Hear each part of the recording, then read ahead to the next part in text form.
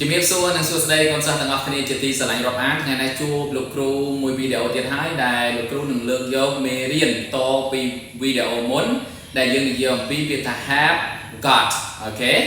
have got or has got ប៉ុន្តែថ្ងៃនេះគឺយើងផ្ដោតទៅលើប្រយោគបដិសេធនិងប្រយោគសំណួរហើយដែលលោកគ្រូនឹងផ្ដោតតែពាក្យថា have got តែប៉ុណ្ណោះអូខេអញ្ចឹងយើងដឹងហើយពាក្យថា have got បកប្រែថា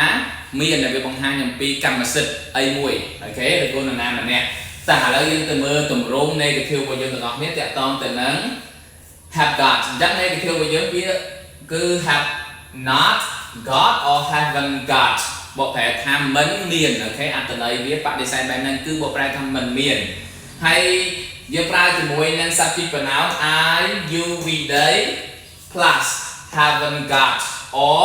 have not got បកប្រែថាមិនមានអញ្ចឹងយើងទៅមើលឧទាហរណ៍របស់យើងទាំងអស់គ្នាឧទាហរណ៍ទី1យើងដាក់ថាម៉េច I haven't got ខ្ញុំអត់ទៅសេទម្រង់ពេញ have not got ទេគឺខ្ញុំទៅសេពាក្យថា haven't got អូខេបកប្រែថាមិនមានអញ្ចឹង I haven't got a computer អូខេ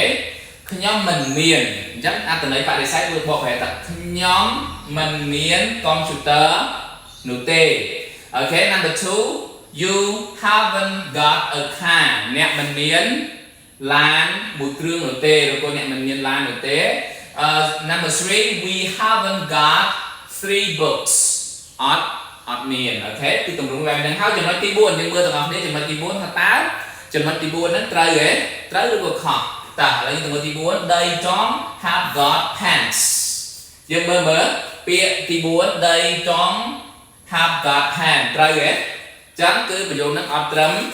ត្រូវទេអូខេបើយើងចង់សរសេរឲ្យត្រូវយើងសរសេរថាម៉េច they again haven't អូខេ haven't or have not អូខេ got តើយ៉ាងអញ្ចឹងប្រយោគហ្នឹងគឺអត់ត្រឹមត្រូវទេទី4ណាយើងអត់ប្រើពាក្យ don't មកបង្កើតជាប្រយោគ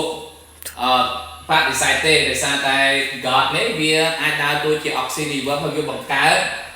អត្ថន័យ negative ដល់ខ្លួនវាបានតែឥឡូវយើងទៅមួយទៀតគឺតាក់ទងទៅនឹង question អញ្ចឹង question របស់យើងគឺ have got question mark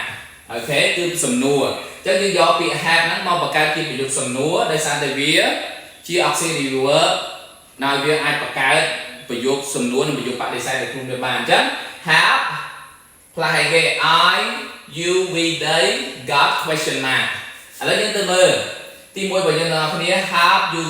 got a book have you got a book អូខេអញ្ចឹងរបៀបនៃការឆ្លើយរបស់យើងពេលដែលយើងឆ្លើយថា yes I have ពេលដែលយើងឆ្លើយថា no I have when or I have not អូខេឥឡូវយើងទៅមើលចំណុចទី2 have I we they got books តើនេះរបៀបនៃការឆ្លើយគឺมันខុសអំពីខាងលើនេះទេអញ្ចឹងយើងរៀនឆ្លើយដោយខ្លួនឯងខាងក្រោមអូខេសង្ឃឹមថាគ្នាយើងយល់តាក់ទងទៅនឹងការប្រើពាក្យ have got នៅក្នុងប្រយោគបដិសេធហើយនិងប្រយោគសំណួរអូខេអញ្ចឹងវីដេអូលោកគ្រូថ្ងៃនេះមានតែប៉ុណ្ណឹងជួបគ្នានៅវីដេអូក្រោយតាក់ទងទៅនឹង has got ម្ដងអូខេបាយបាយ